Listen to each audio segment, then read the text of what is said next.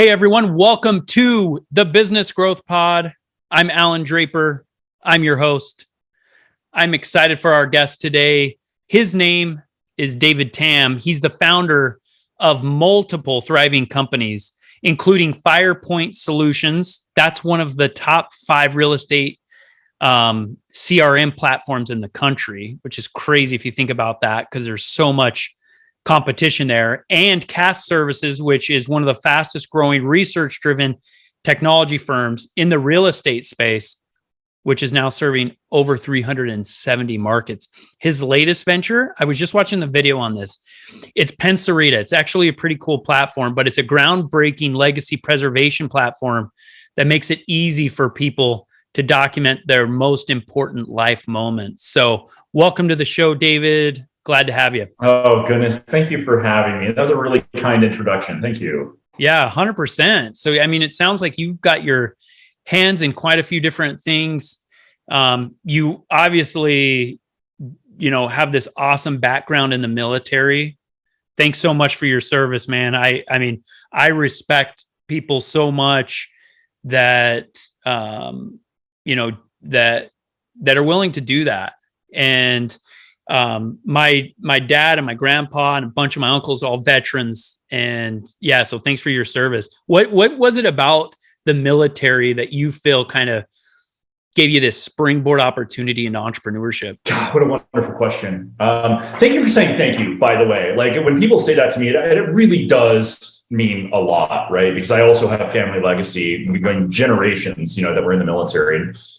I love America. The fact that we have these freedoms and we can be doing this podcast. So thank you for that. The military, gosh, to be brutally honest, for me, it wasn't a calling initially. It was almost a last resort, right? Because I had been kicked out of CU Boulder, partying too hard, was bartending, got injured in a bartending accident. And I connected with one of my door guys who was like, man, you're selling yourself short. You're too smart for this. You know what I mean? So I went and talked to a recruiter, and then that was just like the door that kicked open the rest of my life, right? And for me, the military, it provided structure that I really needed in my life, right? Because my parents were kind of laissez-faire when it came to enforcement of regulations, that kind of stuff. Sure, we had chores, but they were both super busy doing their own thing. And so for me, it was a breath of fresh air of structure, accountability, but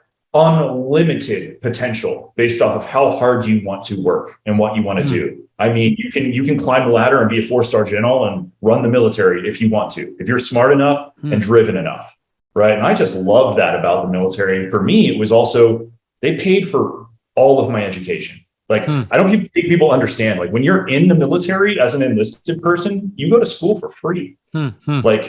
And you don't even use your GI Bill. So I did 134 college credits in 18 months because it was free, right? And I had paid for all of my schooling prior to, coming into the military. So it was that, all of those factors, and then the ability to travel overseas and see how the other half lives, right? It was just massive for me. And it was one of the reasons that I came up with Pencerita is I want everybody to be able to tell their story and preserve their legacy, regardless of what language you speak and where you are. So does that answer your question? Kind of a long-winded? Yeah. No, I think there's so much that, just having that military background adds to an entrepreneur. And I think that somebody that doesn't go into the service, I think they can get bits and pieces if they really try. For 2 years of my life, in my early 20s, I lived in South America. I lived in Chile. And I was a missionary for my church, and I didn't come home. I could only talk to my parents twice a year, Mother's Day and Christmas. We weren't emailing. We were only writing letters, and it took 2 weeks to get a letter. And I thought it was really cool because, now I think it's cool. Back then I didn't, but my mom would ask me a question. And so when she wrote the letter, it took 2 weeks to get to me. She'd ask me a question like, how are you doing? Where are you? What's the weather like? Who are you with? What area are you in? And then by the time the answer got back to her, it was a month later because I would answer it 2 weeks after she wrote it. But there were all these opportunities that I had to, I think one of them was not I wasn't so focused on myself in a really pivotal time in my life, right? Where it's, and I think the military offers this, where it's like usually young kids getting enlisted, and it's like, hey, I'm going to go. I know this is going to be better for me, but this is going to be hard. This is going to be a sacrifice. I'm going to be focused on the people around me. I'm going to be focused on the people that I'm serving. And I think that adds so much to an entrepreneur to be able to sacrifice, because I honestly think that's what having a business is. It's short-term sacrifice for long-term gain. And I'm just thankful I had that opportunity. I'm assuming that you had a similar experience. Yeah, I'm just taking some notes here while you talk.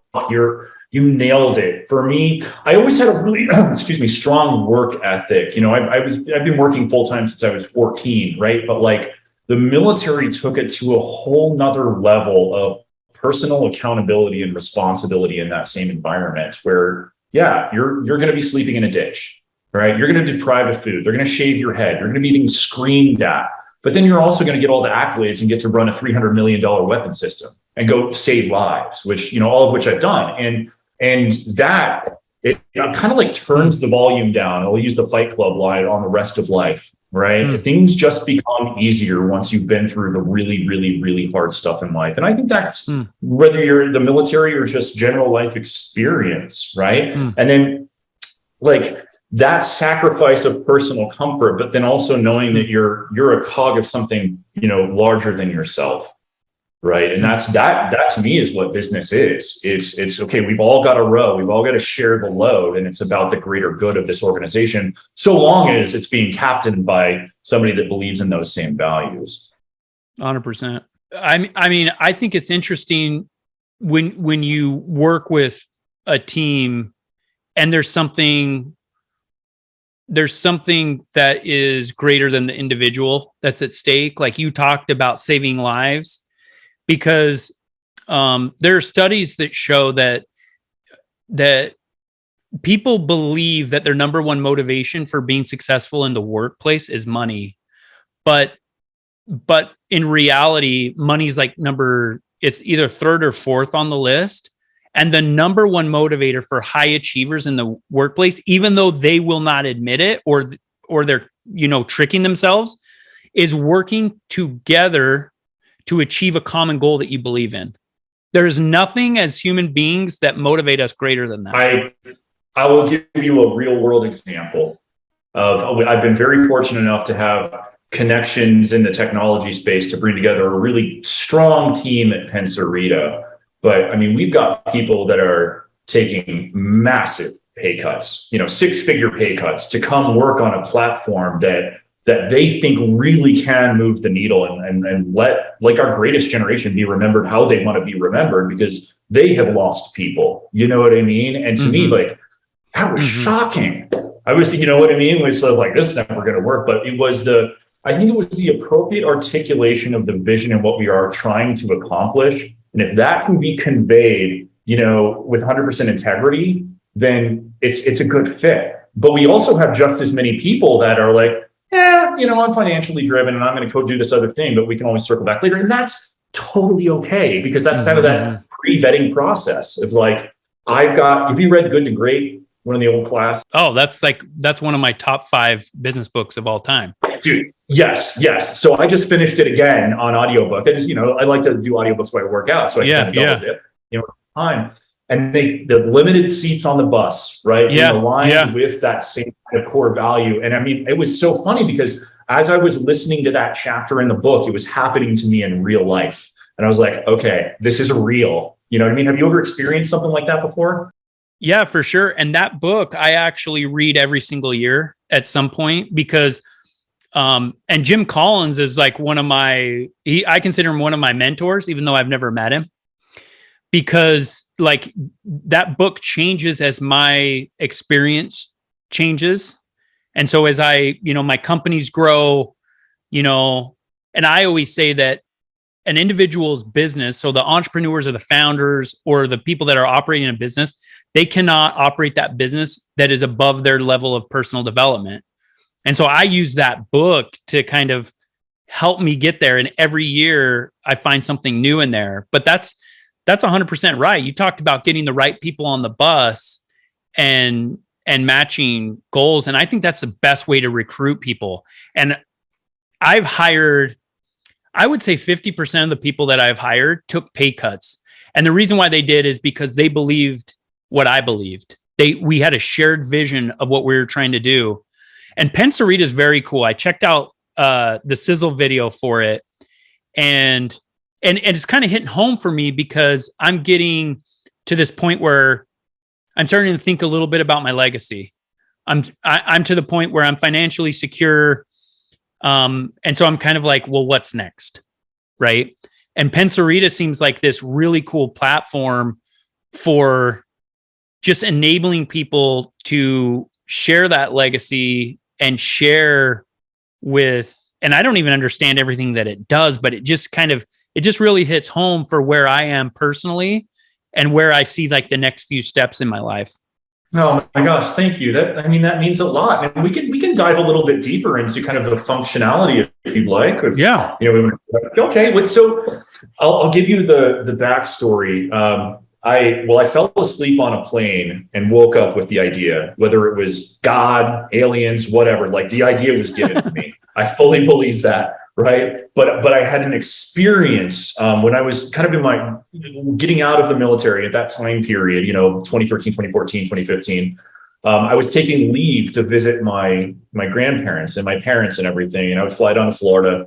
And my very last conversation with my grandfather that I ever had, I remember extremely well. He was struggling with some memory issues, later life. He was in his 90s. And I just got the sense that, he didn't know who I was. And yet I have these black and white photographs of him on an old burned out Nazi fighter, you know what I mean? And I don't even know the story behind it, and all of these stories are now just gone, and so I wanted to come up with a way that somebody can be remembered how they want to be remembered, but then also share stories after they're gone. So one of the really cool functionality pieces of Pencerita is the ability to create long form content with any type of media. So music, art, pictures, video, text.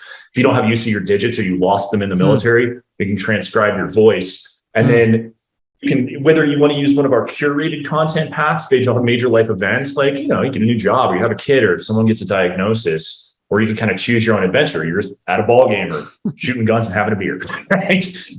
Then you can take that content and you can create triggers to have it shared at a later time. So I just had my 2-year wedding anniversary with my wife, and I'm building content right now for our 10th anniversary. Whether I'm alive or dead, she's going to get it of how much I love her and how much she means to me, right? Coming from 39-year-old David. When, 10 years later, she'll get that message.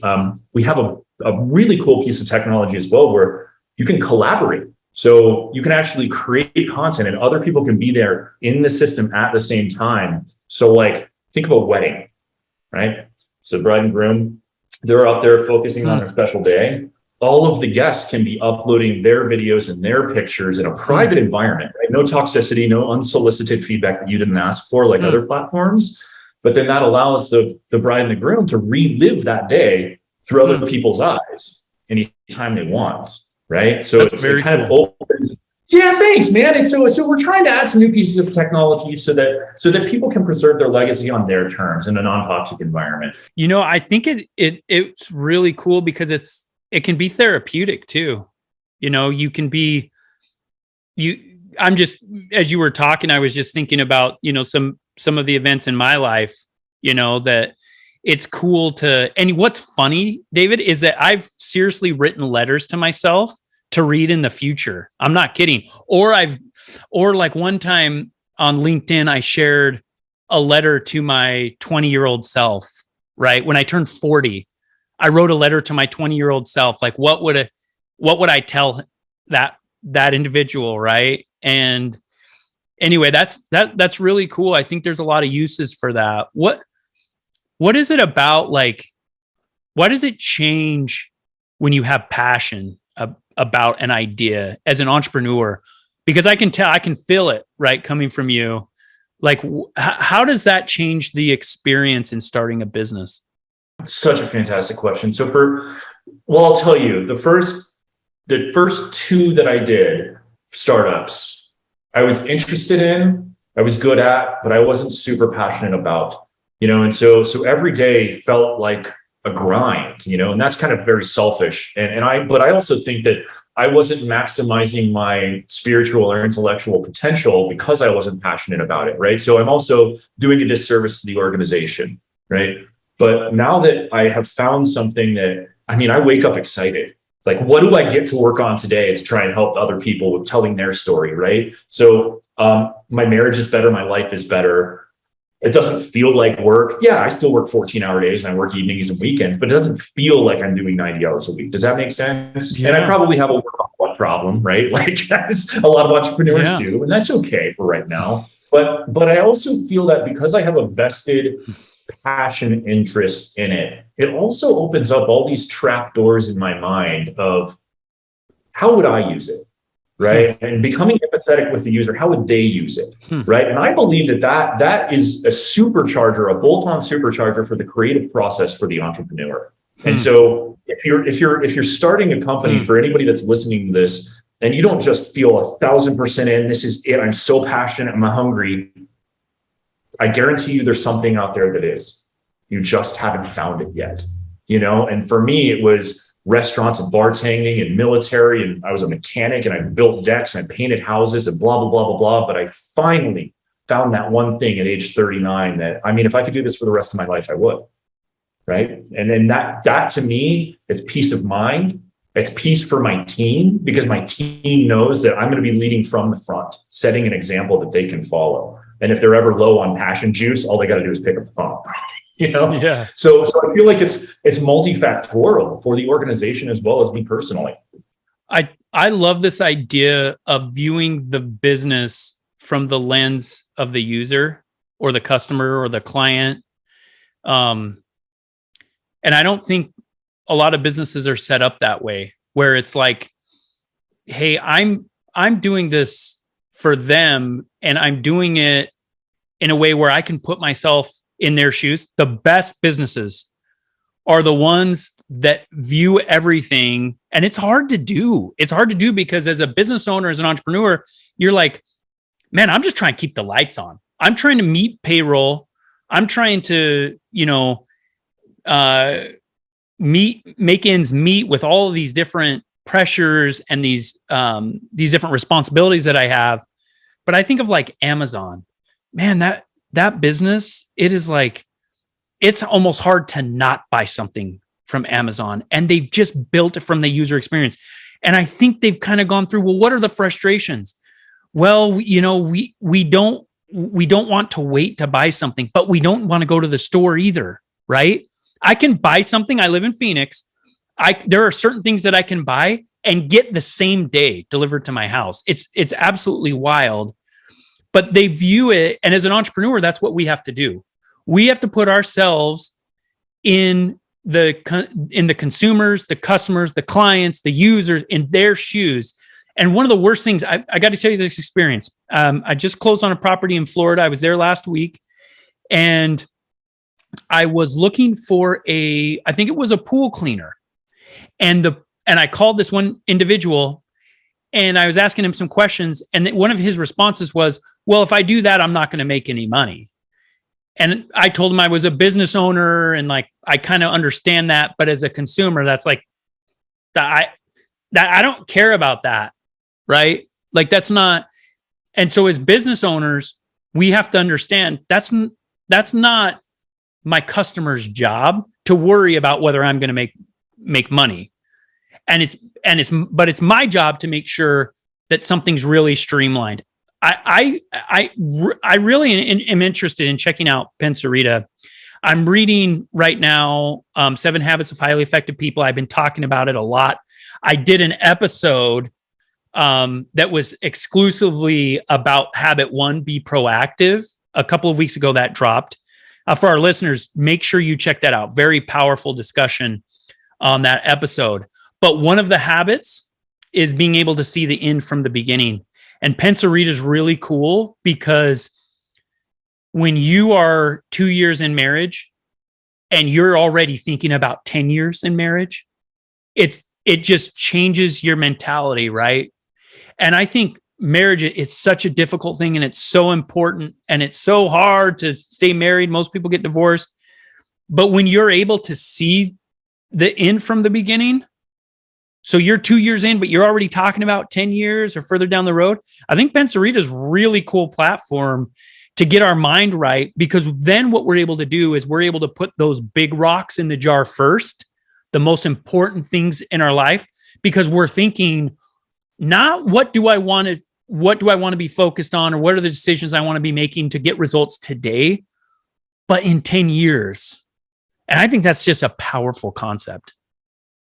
Man, there is so much to unpack there, but thank you. That was the goal, is to get people more intentional about communicating messages. And it's not all messages of love. You know what I mean? You can also, I've got things that I did in the military that I just can't talk about, but after I'm dead, I want that story to be told. That's do you know how therapeutic that is for me to know that my story is going to be told, even if I walk outside and get hit by a truck tomorrow? Like that's huge. And so, yeah, I totally agree that all entrepreneurs should be thinking about. And the biggest question for me is, what problem am I solving? What clear and present danger problem am I solving? And I feel like, because, we're dealing with the largest transfer of wealth in the history of the human race over these next 10 years, right? And people are handing down money and donating money, and they want to tell their story that's associated with how hard they worked to be able to give that to somebody else, at the appropriate timing. But also in times of,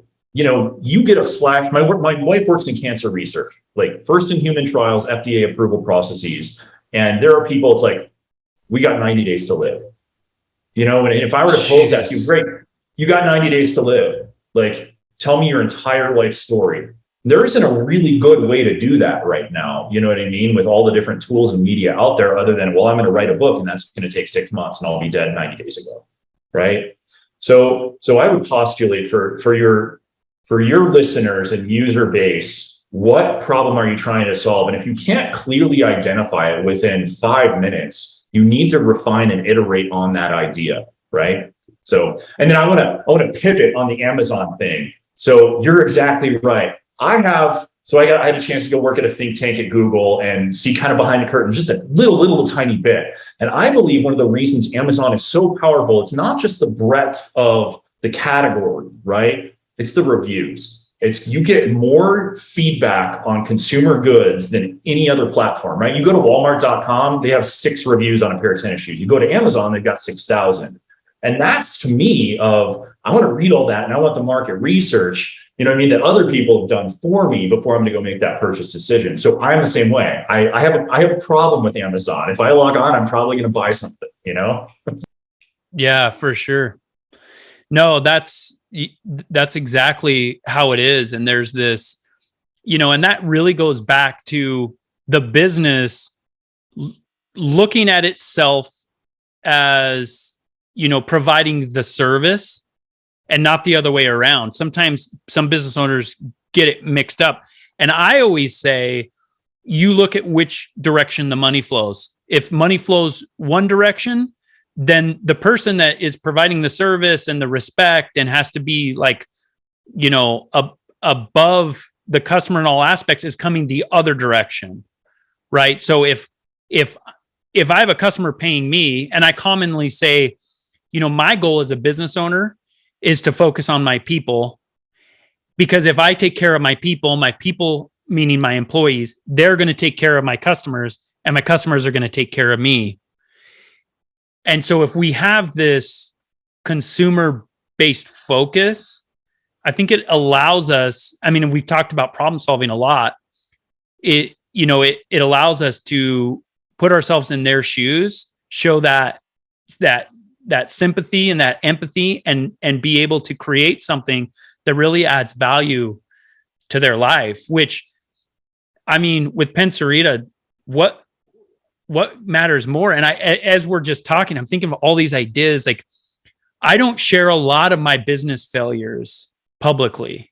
What's funny is that I'll do it every once in a while, not big stuff, but people do like that. They do respond to where I show a weakness, but I don't do it on the scale that I actually feel it or experience it. And this platform would be perfect if I got the question like, hey, that you have a grandson that you don't meet before you die, and he wants to start a business or she wants to start a business, granddaughter, what are the top 3 things that you would recommend that they do? And it would kind of just get me thinking, and for them, I would unload, right? It's not just my Instagram platform, a bunch of people that I don't know. It's like my grandchildren or my great grandchildren. And I would be able to share like the depths of my soul with them, right? That's beautiful. I tell people whenever I do a podcast or content, like I have had way more failures than I have had successes, right? And I think that's part of being an entrepreneur and being honest with yourself about that. That's okay, right? And but also humanizes you for other people that it's okay to fail.